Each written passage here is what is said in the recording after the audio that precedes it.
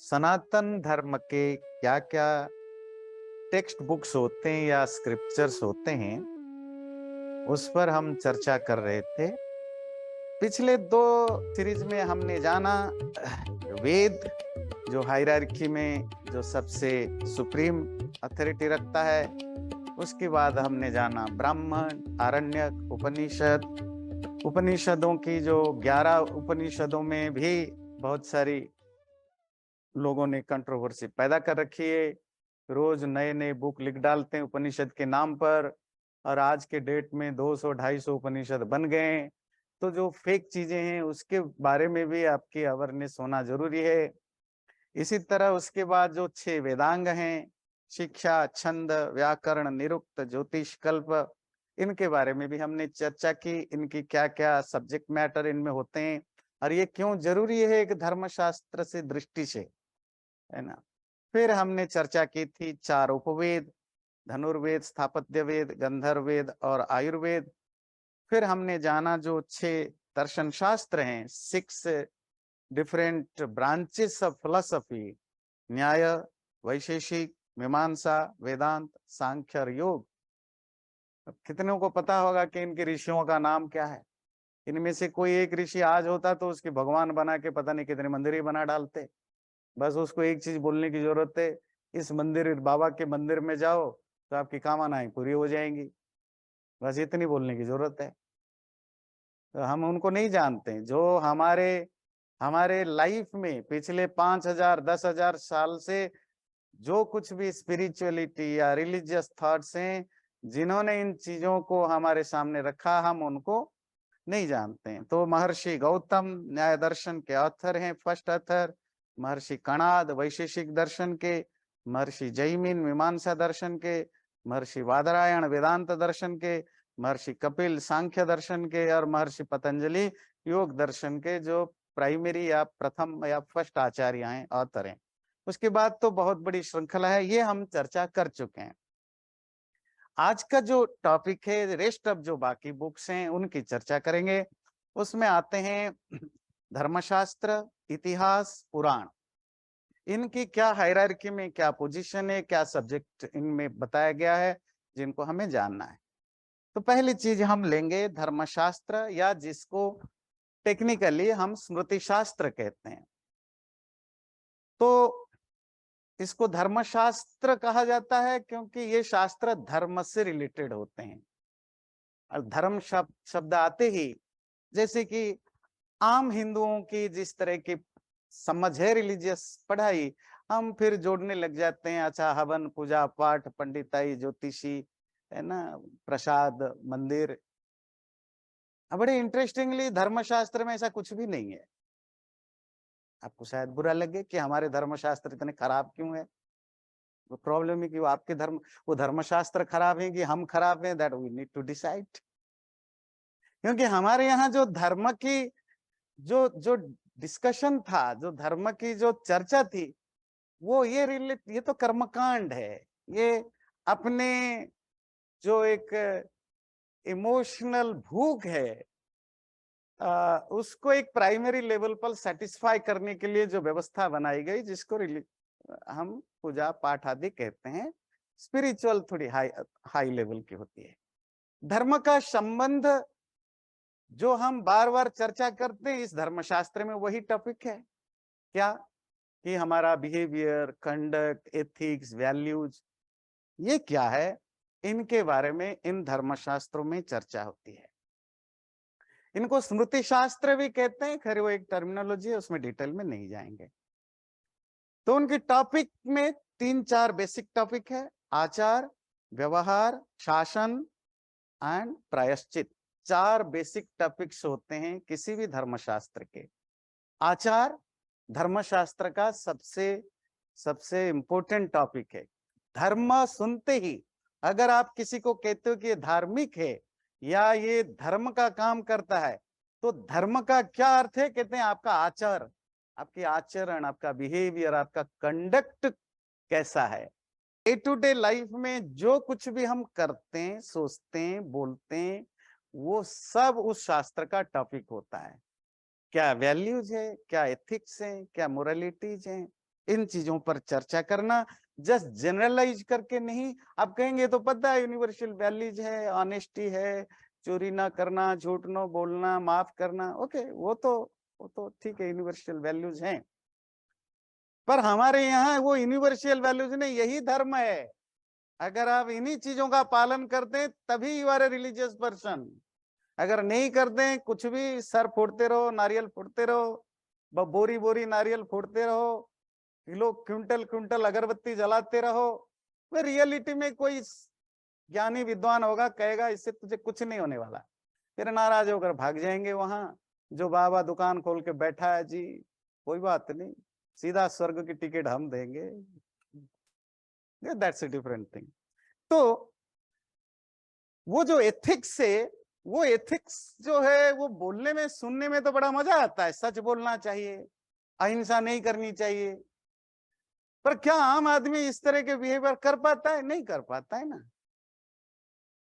और वो इतनी इजी भी नहीं है, इसलिए ज्यादातर लोग जो नहीं समझते वो कृष्ण की जो महाभारत में बिहेवियर है उसको उसको क्रिटिसाइज करते हैं।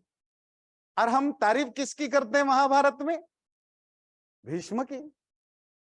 देखो क्या भीष्म ने किया, उन्होंने कोई वाव लिया था, शपथ, और मरते दम तक उसको उन्होंने तोड़ा नहीं। और इधर कृष्ण है, कोई वाव की कोई चर्चा ही नहीं है। और हमारे आपके लिए भीष्म ज्यादा महान माने जाते हैं जो पढ़े लिखे हो जाते हैं, कृष्ण की जो पॉलिसी है उस पर क्रिटिसाइज करते हैं। तभी तो गीता लिखनी पड़ी, जिसकी चर्चा आज करेंगे, कि जो वैल्यूज और एथिक्स है वो सीधे सपाट नहीं होते हैं, वो place, time, situation, person, objective, इन सब के दृष्टि से देखा जाता है सही है कि गलत है। एक छोटा एग्जाम्पल देते हैं, आपको समझ में आएगा। भीष्म, कितने भीष्म के नाम सुनते, उस शब्द भी बड़ा कितना पावरफुल शब्द है, कितने कैरेक्टर, कितना पर्सनालिटी, कितनी भव्य पर्सनालिटी है। पर आपको पता है, अगर भीष्म नहीं होते, या भीष्म जिसके कारण फेमस है, किसके कारण फेमस है? उन्होंने जो एक कमिट किया था, एक प्रॉमिस किया था कि मैं कभी विवाह नहीं करूंगा, दूसरा मैं कभी राजा नहीं बनूंगा, तीसरा सिंहासन जो भी राजा बनेगा मैं उसका साथ दूंगा। ये 3 कमिटमेंट जो भीष्म की थी, जिसके कारण वो महान कहला जाते हैं, सो कॉल्ड। पर आपको पता है भीष्म की अगर यही भाव नहीं होते, अगर भीष्म इस भाव के साथ कंप्रोमाइज कर लेते, तो करोड़ों लोग मारे नहीं जाते। ना दुर्योधन बदतमीजी करने की हिम्मत करता, ना इस तरह के व्यवहार करता, ना महाभारत की लड़ाई होती, ना करोड़ों लोग मारे जाते। करोड़ों लोग अगर महाभारत की लड़ाई में मारे गए, उसका सिर्फ और सिर्फ एक ही व्यक्ति कारण है, भीष्म और उसकी प्रतिज्ञा। बुराई होती रही, मैं अपने वैल्यूज पर टिका हुआ। क्या है वैल्यू? जो कमिट कर दिया, वो मूवीज में आता है ना, हिंदी मूवी में, जो मैंने बोल दिया तो वो होकर ही रहेगा। तो हम ताली पीटते हैं, वाह वाह रघुकुल नंद, वो क्या क्या सुनाते रहते हैं ना। ये बड़ी, जिसको कहते हैं खोखले एथिक्स हैं, जो हम नहीं पाल पाते हैं। कोई ऐसा ड्रामा करके बता देता है तो हम मिसमराइज्ड हो जाते हैं। लाइफ ऐसे नहीं चलता। कृष्ण ठीक अपोजिट हैं। जहां भी धर्म की हानि हो रही हो, आम लोगों के जिंदगी में नुकसान हो रहा हो, जहां डिसऑनेस्टी बढ़ रही हो, जहां भी इनजस्टिस बढ़ रहा हो, तो वो इनजस्टिस कभी कभी सच्चा होने पर भी बढ़ता है, कभी कभी तुम्हारी ऑनेस्टी के कारण भी बढ़ता है, तो वो ऑनेस्टी भी वहां पाप है। ऐसा नहीं कि अकेले कृष्ण कहते हैं, योग दर्शन के आचार्य महर्षि पतंजलि भी और महर्षि व्यास भी खुद लिखते हैं, कोई भी एथिक्स यूनिवर्सल नहीं होता, वो डिपेंड करता है कि कहां, कैसे, किस सिचुएशन में आप इंप्लीमेंट करेंगे। तो जब महाभारत की लड़ाई में कर्ण और अर्जुन की लड़ाई थी और कर्ण की रथ की जो व्हील है, पहिया है, वो जमीन में धंस गया था, तो थोड़ा रथ दब गया, तो वो गिर गए। तो वो नीचे उतर के रथ को उठाने लगे। तो उधर जो लड़ाई चल रही थी, तो कृष्ण तो चैरियटर ड्राइवर थे, सारथी थे, तो उन्होंने अर्जुन से कहा यही मौका है, बाण चलाओ। कर्ण ने सुन लिया, ध्यान से सुनिए। तो कर्ण ने बोला कृष्ण ये पाप है, तू गलत चीजें बता रहा है, ये अधर्म है। लड़ाई की रूल के हिसाब से दोनों पैरेलल होना चाहिए, बराबर की होनी चाहिए, दोनों के हाथ में एक जैसा वेपन अस्त्र होना चाहिए, तभी लड़ाई होती है। उस समय के ये रूल्स थे। और मेरे हाथ में अब अस्त्र नहीं है, मैं रथ की पहिया उठा रहा हूं और तुम अर्जुन को भड़का रहे हो, मारो, ये बड़ा पाप है। अर्जुन भी बेचारा हमारे आपकी तरह जो जो कह दे मान जे। गुरु जी आए बोले दक्षिण की ओर मुंह करोगे तभी पुण्य होगा, अच्छा जी। अगला पंडित जी आए बोले नहीं क्या कर रहे हो, पूर्व की ओर देखा नहीं, अच्छा। पहले पंडित जी ने बोला अरे वो छोड़ो, अच्छा पूर्व की ओर करने लग गए, क्योंकि हमें तो कुछ पता नहीं, जो जो बता दे हम चल पड़े। अर्जुन भी बोला अच्छी सच बात है कृष्ण जी, ये क्यों गलत बता रहे हो। तो कृष्ण थोड़े मुस्कुराए, बोले बोले तेरे को वो जो बता रहा है तो सही बता रहा है, पर सुनो कौन बता रहा है, ये कर्ण पूरी जिंदगी पाप करता रहा, पूरी जिंदगी अधर्म करता रहा, जब खुद की मौत दिखने लगी तो धर्म का सहारा लेता है। तो फिर कृष्ण कर्ण से पूछते हैं तब तुम्हारा धर्म कहां था कर्ण, जब तुम निहत थे। निहत्थे समझते हो, जिसके हाथ में एक ही वेपन नहीं है। बच्चा 18-19 साल का बच्चा, तुम तो 50 साल के आधे बुढ़े हो। 17-18 साल के बच्चा निहत्था को तुम्हारे जैसे 7-7 बड़े बड़े सोकल्ड वीर मार रहे थे, लड़ाई में लड़ रहे थे, तब धर्म याद नहीं आया। तब तुम्हारा धर्म कहां था जब भीम को चुपचाप जहर पिला रहे थे, तब धर्म नहीं याद आया। तब तुम्हें धर्म याद नहीं आया जब पांडवों को लाक्षागृह में लगा रख करके जब सो रहे थे तब आग लगा रहे थे। तब तुम्हें धर्म की याद नहीं, पराई स्त्री को पब्लिक में नंगा करके गालियां दे रहे थे द्रौपदी को, तब धर्म याद नहीं आया। तो कृष्ण ने लिस्ट सुनाई कर्ण की धर्म की, बोला अर्जुन ये है, ये हर वो पापी, हर वो दुष्ट, हर वो टेररिस्ट, हर वो बेईमान पूरी जिंदगी गलत काम करता है, पर जब खुद बचाना होता है तो वो उन्हीं चीजों का सहारा लेता है जिनको वो खुद लाइफ में कभी इंप्लीमेंट नहीं किया। इनकी मत सुनो, धर्म क्या है अधर्म क्या है, तुम मारो, पापी का मरना ही धर्म है, ये जितना दिन जीता रहेगा उतना धर्म का नाश होता रहेगा। धर्म मुझे मत सिखाओ, तुम मारो। आप एनालाइज करोगे, आजकल लेफ्टिस्ट हैं, लिबरल हैं, पता नहीं क्या क्या सोच वाले हैं, ह्यूमन राइट्स हैं। इसीलिए धर्म और अधर्म को समझने के लिए आपको पढ़ने की, समझने की, क्लैरिटी की जरूरत होती है। धर्मशास्त्रों का काम यही था, सच बोलना चाहिए। अच्छा, कहां कैसे सच बोलना चाहिए, कहां नहीं बोलना चाहिए, वो डिटेल में आज वो टॉपिक नहीं है, मैं तो मुझे स्क्रिप्चर पर फोकस करना है।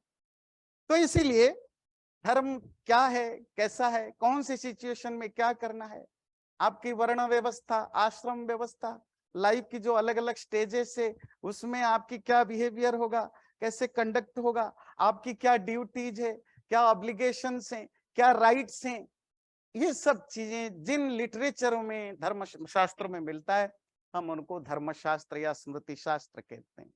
उसके अलावा जो पुरुषार्थ चतुष्टय, अर्थात जो ह्यूमन बीइंग के जितने भी एस्पिरेशंस है ना, मतलब एक इंसान के जितने तरह की इच्छाएं हो सकते हैं नेचुरल, उन सब इच्छाओं को हमारे यहाँ एक तरह के क्लासिफाई किया गया और उसको कहा गया पुरुषार्थ चतुष्टय।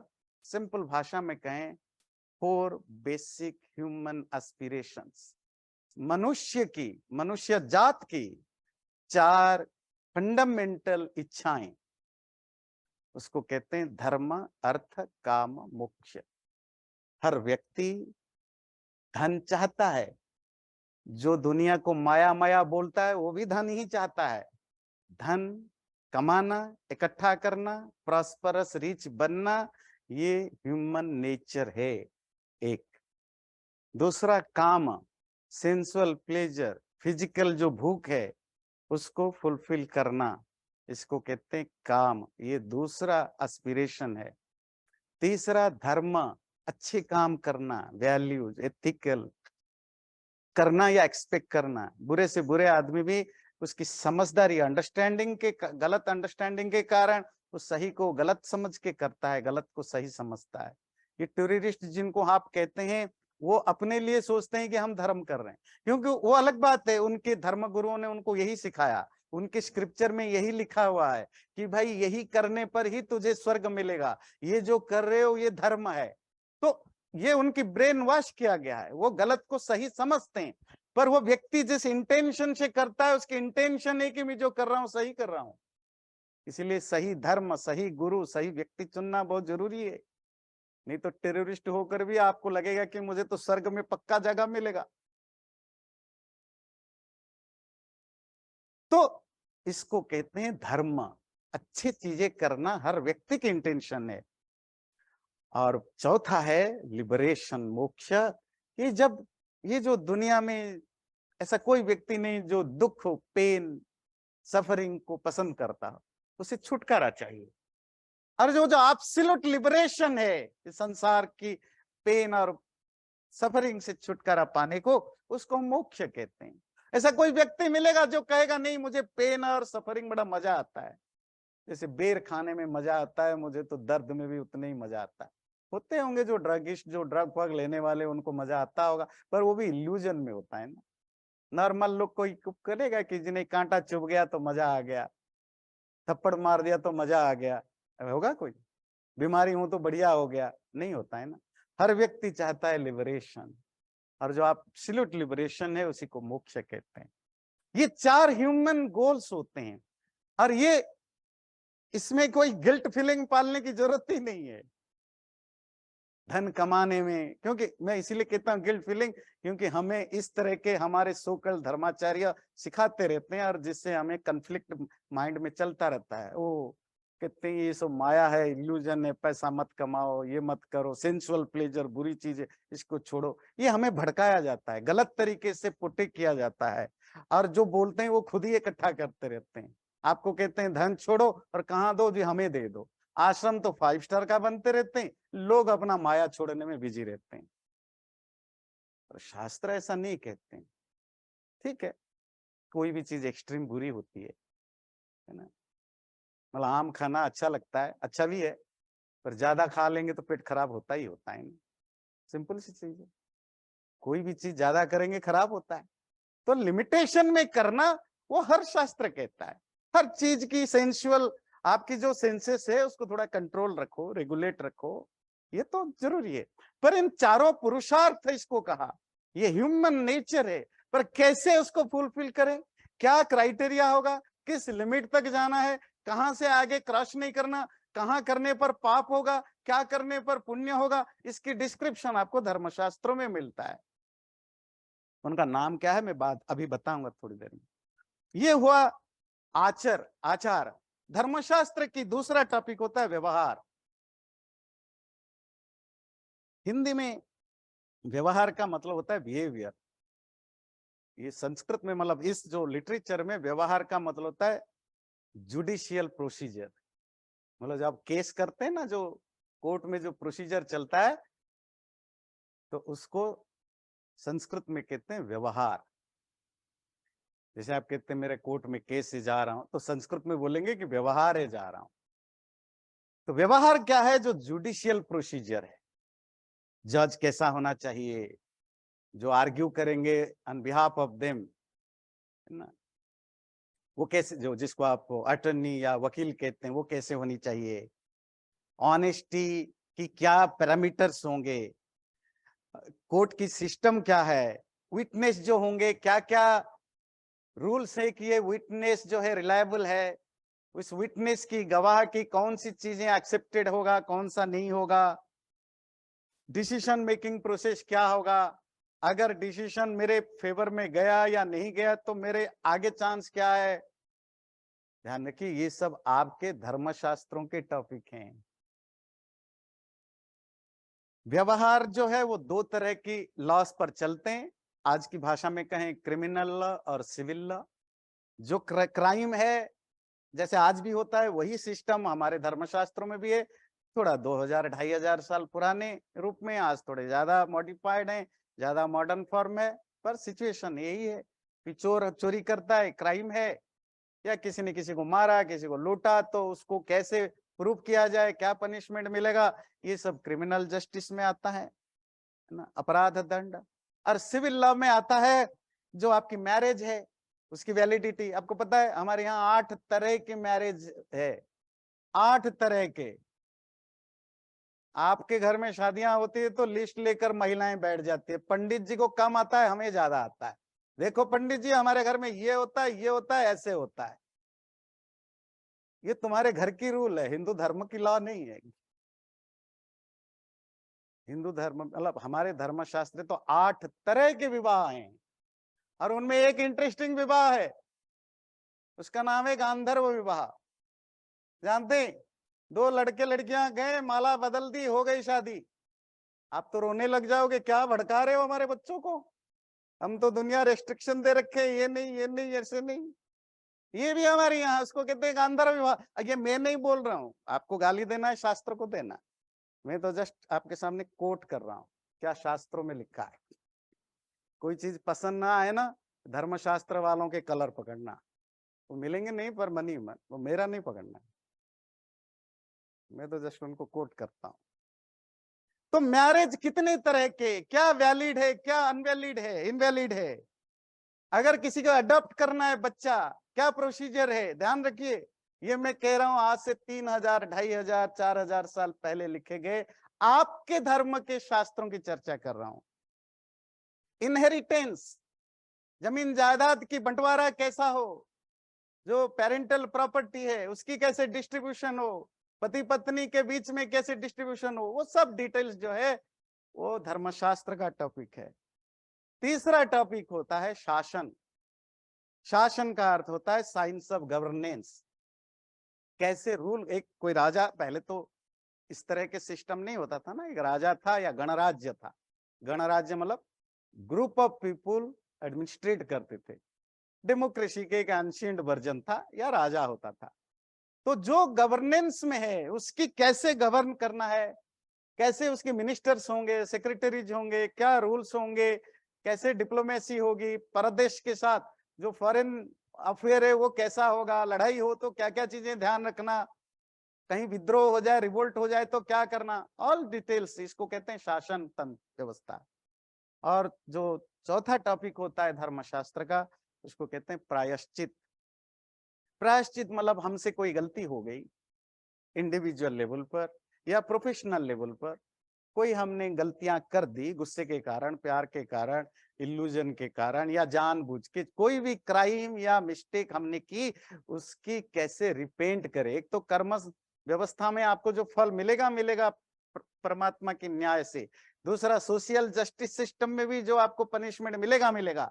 आप चाहो तो अपने आप को कैसे ठीक कर सकते हो, उसको प्रायश्चित कहते हैं, उसकी डिटेल में डिस्कशन है, जिसको कहते हैं वॉलेंटरीली पनिशमेंट। आप अपने आप को सर्टन थिंक करो कि आप अपने आप को पनिश करके उस पाप से आगे ना भोगना पड़े, उससे मुक्ति मिल जाए, उसकी बड़ी प्रोसीजर है, उसको कहते हैं प्रायश्चित। वो डिटेल में मैं आज नहीं जाऊंगा।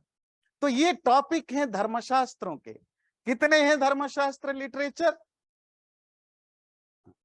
18 धर्मशास्त्र हमें मिलते हैं, 18 धर्मशास्त्र। अल्दो जैसे मैंने कहा, वेद को छोड़ करके कोई भी लिटरेचर ऐसा नहीं जहां लोगों ने बदमाशियां नहीं की। अर्थात बदमाशियां मतलब जो ओरिजिनल लिटरेचर है उसको मैनिपुलेट करने की, इंटरपोलेट करने की, या उसी नाम से कुछ और लिटरेचर लिख करके प्रचारित करने की।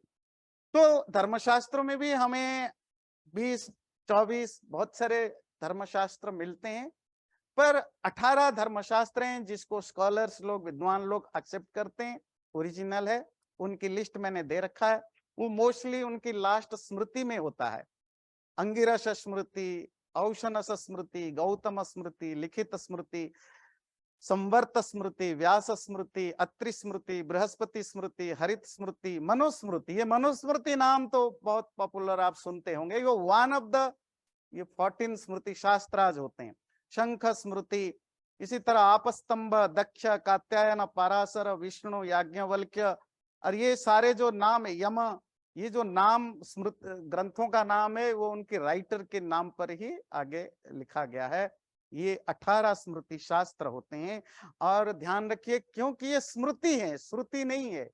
ये वेद उपनिषद जैसा ग्रंथ नहीं है जो इटर्नल हो, क्योंकि ये ह्यूमन बीइंग के लाइफ से रिलेटेड होते हैं, बिहेवियर, एथिक्स से रिलेटेड होते हैं। और एथिक्स और वैल्यूज ये समय और काल के, टाइम और प्लेस के साथ बदलते रहते हैं। जो आज जो चीजें अच्छी हैं, आज से 500-1000 साल पहले उसको अच्छी नहीं मानी जाती थी। जो 2000 साल पहले अच्छी मानी जाती थी, आज वो अच्छे नहीं माने जाते हैं, है ना? नहीं तो समय बदलता है तो रूल्स रेगुलेशन अपडेट होते हैं। आपकी कॉन्स्टिट्यूशन भी बदलते रहे, उनमें चेंजेस होते रहते हैं, रूल्स और रेगुलेशन में चेंज होते रहते हैं। और ये एक लाइफ सोसाइटी का लक्षण है, सिम्टम है कि ये सोसाइटी जीवित है और उसमें अपने हिसाब से अपडेट करने की एबिलिटी है। जिस रिलीजन में, जिस सोसाइटी में अपडेट होने की कोई स्कोप नहीं है, वो खतरनाक होते हैं। और आपको पता है ऐसे खतरनाक रिलीजन दुनिया पर कितने बोझ बनते जा रहे हैं। तो ये सारे के सारे जो स्मृति शास्त्र है वो एक ही समय नहीं लिखे गए, अलग अलग सेंचुरी में आए, अलग अलग मिलेनियम में आए, और एक दूसरे से कॉन्ट्रैडिक्ट भी करते हैं नेचुरली। मतलब किसी को पनिशमेंट देना है, क्या पनिशमेंट देना है, 10 कलर होंगे, 10 बातें अलग अलग करेंगे, टाइम के हिसाब से अलग होता है। पर ये सब चीजें हमारे यहाँ रही है। उनमें से जो सबसे पॉपुलर रहे हैं, मनुस्मृति, याज्ञवल्क्य स्मृति, पराशर स्मृति, इस तरह के ग्रंथ ज्यादा पॉपुलर रहे हैं। और इंटरेस्टिंगली ये सिर्फ आज के इंडिया में नहीं, जब हम ये स्मृति शास्त्र या दूसरे शास्त्र थे तब तो इंडिया का मैप ऐसा नहीं था। तो अब तो थाईलैंड, कंबोडिया तक भी हमारा कनेक्शन, हम रूल, पॉलिटिकल रूलिंग की बात नहीं कहता हूँ, कल्चरल और रिलीजियस जो थे, हम उधर थाईलैंड, कंबोडिया तक भी फैले हुए थे, इधर अफगानिस्तान, तजाकिस्तान तक फैले हुए थे, ऊपर ईरान तक भी हम फैले हुए थे, नीचे श्रीलंका तो है ही, था ही।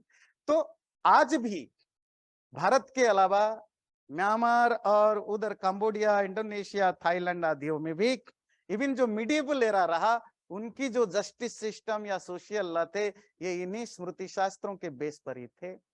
और भारत में भी आज भी जो सिविल लॉ है, सिविल लॉ का बहुत बड़ा हिस्सा इन्हीं धर्मशास्त्रों के आधार पर ही बनाए गए हैं।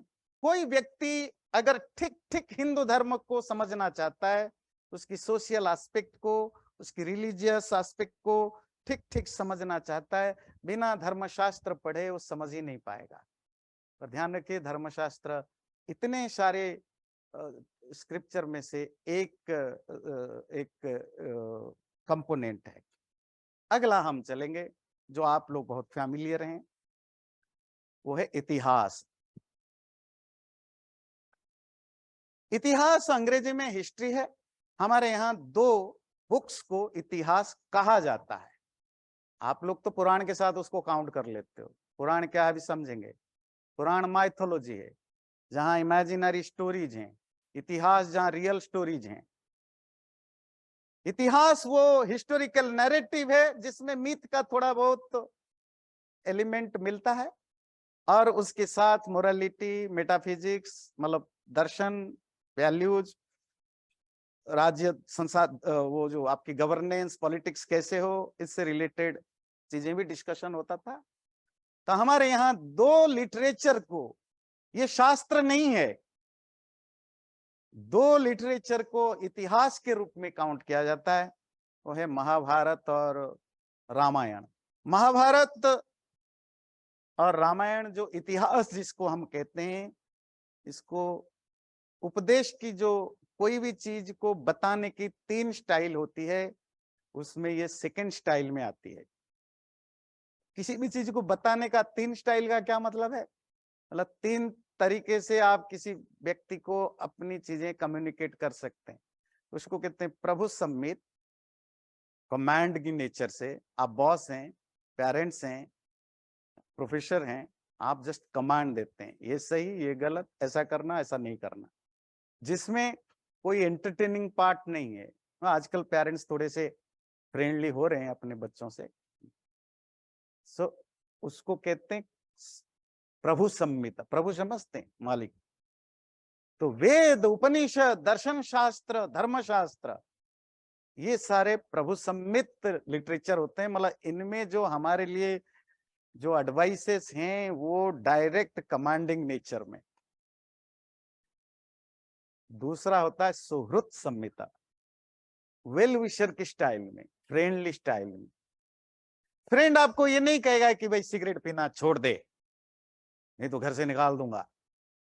माँ बाप बोल सकते हैं, टीचर डांट सकता है, तो फ्रेंड तो आपको तरीके से बताएगा, छोड़ देना यार, देखो उसको देखा, उसकी लाइफ क्या हो गया है, तो पिता है, क्या होगा।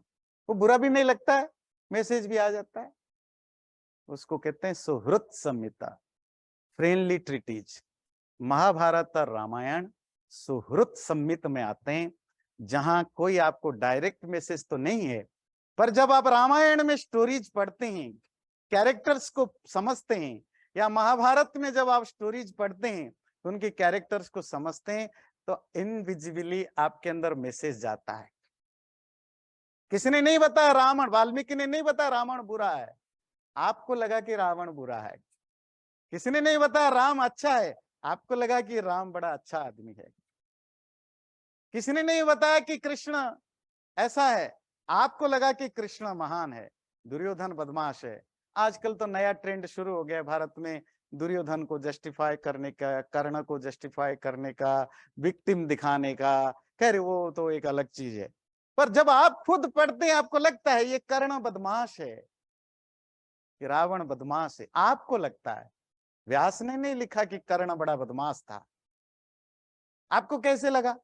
आप किसी की स्टोरी सुनते हो, पढ़ते हो, सुनने के बाद आप अपने आप जज करते हो, अच्छा ये व्यक्ति ऐसा है, मुझे ऐसे नहीं बनना, मेरे बच्चों को ऐसे नहीं बनने देना। आपको किसी ने नहीं बोला ना, आप खुद इन्फर करते हो। तो वहां कैरेक्टर्स होते हैं, स्टोरी चलती हैं, उस समय की जो रियलिटी घटी उसको वर्णन किया गया, थोड़ा उसमें माइथोलॉजिकल पुट भी आता है, पर मैसेज आपको लेना है। लोग बहुत समय पूछते हैं कि वहां ऐसा क्यों हुआ, उसके साथ ऐसा क्यों हुआ, द्रौपदी ने 5 शादियां क्यों की। किसने कहा आप करो 5 शादियां?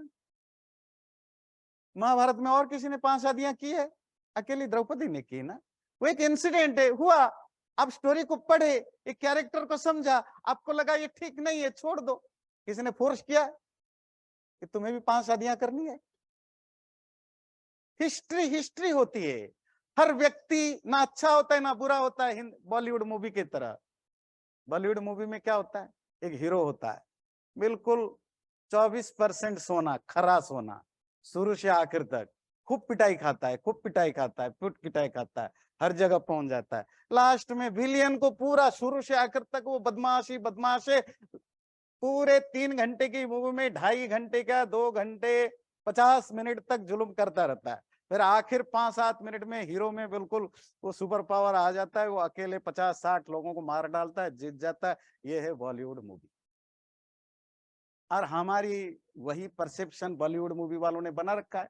हम भी रामायण और महाभारत में कैरेक्टर ढूंढते, अच्छा अच्छा इसको तो ऐसे होना चाहिए, इससे ये गलतियां क्यों हो गई। अच्छा कृष्ण तो ऐसे हैं, वो क्यों ऐसा काम करते हैं। युधिष्ठिर तो ऐसा है, वो जुआ क्यों खेला। बात समझ में आती है? युधिष्ठिर तो भाई इतना महान है, जुआ क्यों खेला। भाई तुम युधिष्ठिर को भगवान क्यों समझ रहे हो, तो राम कृष्ण को भगवान क्यों, तुम उनको पढ़ो ना। पढ़ने के बाद पता चलेगा कि एक आम आदमी 100% खरा सोना कोई नहीं होता, ना कोई जंक लगा लोहा कोई नहीं होता, सब मिक्स होते हैं, किसी में कम है किसी में ज्यादा है। एक अच्छे से अच्छे आदमी भी कुछ बुरे गुण हो सकते हैं, बुरे गुण भी ना हो बुरे डिसीजंस होते हैं। क्या आपने हमने कभी कोई गलत डिसीजन नहीं लिया? या जो बहुत बुरा आदमी हो कभी सही डिसीजन ले लेता है? होता है। That's how the life is. Human being ऐसे ही होते हैं, अपने लाइफ में कुछ गलत डिसीजन लेते हैं, कुछ सही डिसीजन लेते हैं। आपको हमारी बीमारी क्या है भाई? ये अच्छा ये आचार्य जी हैं, मतलब इनको ऐसे ऐसे होना चाहिए, पर्सनालिटी डिफाइन कर दी, अब ये वैसे ही होना चाहिए। अब मैं नीचे उठ करके चलूं, ये ऐसे क्यों चलते हैं? तो कैसे चलना चाहिए? हमारे दिमाग में एक परसेप्शन है, उनको ऐसे ही चलना चाहिए, उनकी धोती ऐसी हिलनी चाहिए, उनका मुंह ऐसे घूमना चाहिए। ऐसा नहीं हुआ, ये तो बड़े गड़बड़ आचार्य भाई। ये आपका प्रॉब्लम है, हमारा प्रॉब्लम है। हम लोगों का एक एक पिक्चर हमारे इसमें बना देते हैं और उस फ्रेम के अंदर डालने की कोशिश करते हैं, पर ह्यूमन बीइंग ऐसा नहीं होता। महाभारत रामायण रियल स्टोरी है ह्यूमन बीइंग की डिलेमाज, परेशानियां, डिसीजन मेकिंग प्रोसेस। समझोगे तो पता चलेगा कि लाइफ को कैसे जिया जाता है, डिलेमा में भी कैसे डिसीजन लिया जाता है, क्या क्या गलत डिसीजन हुए हैं, उसको हम हाथों से हम क्या नहीं करते, यही सीखना है। यही महाभारत रामायण की इसीलिए लिखे गए थे। इसके अलावा महाभारत की एक स्पेशलिटी है कि इसमें स्टोरीज तो है, हिस्ट्री तो है, थोड़ा माइथोलॉजिकल इनपुट भी है। उसके अलावा महाभारत और एक दृष्टि से बहुत फेमस है। उसमें धर्म, फिलॉसफी, पॉलिटी मतलब पॉलिटिक्स, माइथोलॉजी, इस तरह के हजारों जो एक सेकुलर या स्पिरिचुअल विचार हैं, वो भी महाभारत में अलग से भरे पड़े हैं डायलॉग के माध्यम से। और उनमें से एक डायलॉग है महाभारत का, एक ये वन ऑफ द मेनी सुंदर जो चैप्टर है, जो कोई स्टोरी बेस्ड नहीं है, वो आप जानते हैं। कोई अगर बता सकते हैं तो जोर से बताइएगा। हाँ जी, very good, Gita.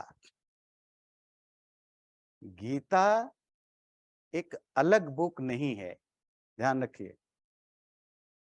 8th century में पहली बार शंकराचार्य ने गीता को अलग से उस पर इंटरप्रेट अपनी कमेंट्री लिखी, तो गीता एक अलग बुक से नाम से तब से जाना जाने लगा। महाभारत में गीता जैसा बहुत सारे डायलॉग, डायलॉग समझते हैं ना, कन्वर्सेशन। जैसे यहाँ गीता में कृष्ण और अर्जुन का कन्वर्सेशन है, इसी तरह विदुर नीति है, वहां भी कन्वर्सेशन है, सनक सुजात संवाद है, ऐसे अनेकों है।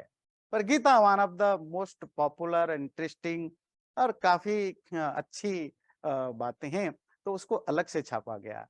तो गीता एक अलग बुक नहीं है, वो भीष्म पर्व का, महाभारत की लड़ाई का जो फर्स्ट 7 दिन तक चला, जो भीष्म पर्व के नाम, जहां भीष्म लीड कर रहे थे कौरव सेना को, उन्हीं के नाम से उस चैप्टर का नाम भीष्म पर्व पड़ा। लड़ाई के बिल्कुल शुरुआती दौर पर उस चैप्टर भीष्म पर्व के चैप्टर में 25 से लेकर 42 तक, जो 25 से 42 अध्याय तक, वो पूरा जो 25 से 42 तक के अध्याय, इसी को आगे हमने गीता या भगवत गीता के नाम से जानने लगे। देवियों सज्जनों, आपको पता है कि नहीं, ये महाभारत रामायण ये सिर्फ पुराने भारत में नहीं, आज का भारत तो वो सिकुड़ गया है। मतलब जो असली भारत है उसका तो अभी मुश्किल से 30-40% ही बचा है। कहाँ तजाकिस्तान से लेकर श्रीलंका और उधर म्यांमार से लेकर के इधर अफगानिस्तान तक तो कहाँ अब रहा। पर जो भी जितना भी बचा है उसमें भी हम सिकुड़ते जा रहे हैं। पर महाभारत रामायण की पॉपुलैरिटी देखनी होगी आपको। साउथ अमेरिका के में भी उसकी आपको आर्कियोलॉजिकल एविडेंस मिलने लगेंगे, अफ्रीका के बहुत सारे देशों में, नॉर्थ अमेरिका के मेक्सिको से लेकर के आपको यूरोप के, जो ईस्टर्न यूरोप के बहुत सारे देशों में, रशिया, सोवियत, जो पुराना सोवियत एरिया में, आपको बहुत सारे जगह रामायण की, राम की जो पॉपुलैरिटी बहुत जगह आपको देखने को मिलेगी। और इवन कृष्ण की भी, राम की ज्यादा हमें देखने को मिलता है। दुनिया के कम से कम 50 to 60% जियोग्राफिकल पार्ट में राम से रिलेटेड, रामायण की स्टोरी से रिलेटेड हमें एविडेंसेस मिलते हैं, इसलिए इतना पॉपुलर था। तो आज हमने स्मृति शास्त्र और महाभारत, रामायण, गीता तक कर पाए, टाइम हो गया है। अगले बार हम जो रह गया पुराण, जो आज का जो मॉडर्न हिंदू है, मॉडर्न हिंदू मतलब पिछले 700-800 साल की जो हिंदू जो हिंदू हैं, उसके लिए एक ही ग्रंथ है, वही वेद है, वही सब कुछ है, वह है पुराण। वो पुराणों की चर्चा अगले बार करेंगे, वो उसकी क्या इंपॉर्टेंस है, कहाँ वो एग्जिस्ट करता है, वो सब हम अगले बार जानेंगे। अपने ध्यान से सुना, बहुत बहुत धन्यवाद। चैनल को सब्सक्राइब जरूर करें और वीडियो अच्छा लगे लाइक भी जरूर करें।